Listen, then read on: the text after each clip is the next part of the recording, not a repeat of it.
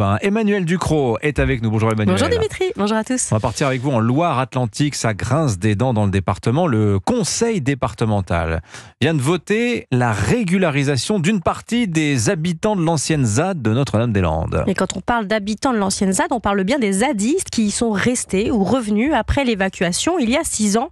Le département est propriétaire d'un millier d'hectares de cette ancienne ZAD et il va donc signer avec ses habitants une série de baux, des baux amphithéotiques de 25 ans, moyennant des loyers... Amphithéotique, ça veut dire gratuit. Gratuit, voilà. Moyennant des loyers... Enfin non, je dis, pardon, c'est-à-dire que pendant 25 ans, ils peuvent occuper le terrain. Mais là, en plus, ils sont gratuits. Ils sont quasiment, moyennant des loyers à vil prix, 1800 à 2600 euros par an. Ces zadistes vont pouvoir rester légalement dans les maisons qu'ils occupent illégalement depuis parfois 15 ans.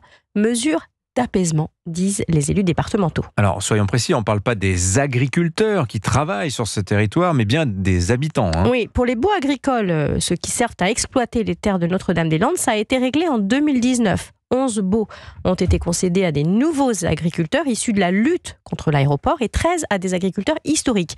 Un semblant d'équilibre a été trouvé dans cette zone ultra polémique. Ça s'est tassé, mais parce que pour avoir un bail agricole, chacun a dû présenter un vrai projet. Là, on parle d'autre chose. Et c'est justement ça qui coince. On parle d'habitants illégaux qui ont choisi une vie alternative dans une zone de non-droit. Alors, il y a beaucoup d'élus locaux en Loire-Atlantique qui dénoncent l'état de fait qui viendrait remplacer l'état de droit. Oui, c'est une habitude à Notre-Dame-des-Landes où l'état de droit aura décidément pris beaucoup de coups en plein visage. Les élus locaux, notamment le maire de Notre-Dame-des-Landes, s'étranglent du 2 poids 2 mesures de cette décision.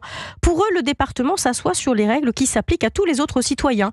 Aux agriculteurs qui exploitent les terres de Notre-Dame-des-Landes, par exemple, eux ne peuvent pas y habiter. Ils ne peuvent pas y construire leur maison parce que les zones humides de la ZAD imposent de fortes contraintes de conservation écologique et qu'on donne le bâti existant à d'autres au bénéfice d'un squat qui dure, c'est un peu fort de café. Bon, et ce ne sont pas les seules règles qui auraient été bafouées dans cette affaire. Non, une partie des maisons est insalubre et autour d'elles s'agglutinent des quantités de cabanes, de yourtes bâties illégalement, sans normes sanitaires et dont on ne sait pas combien de personnes elles accueillent exactement. 150, sans doute plus. Pour les élus locaux, les régulariser, c'est une prime à l'illégalité. Le conseil départemental de Loire-Atlantique ayant une forte coloration rose-verte, les maires locaux y voient un cadeau aux copains politiques. Bon, il y a aussi que cette zone de Notre-Dame-des-Landes, elle est souvent désignée comme la pouponnière des activistes violents qui essaiment ensuite partout dans le pays. Oui, il y a une école Notre-Dame-des-Landes des combats altermondialistes et environnementalistes violents. C'est la base des soulèvements de la terre, par exemple. C'est là qu'a été rédigé leur texte fondateur en 2021 par des historiques de la ZAD.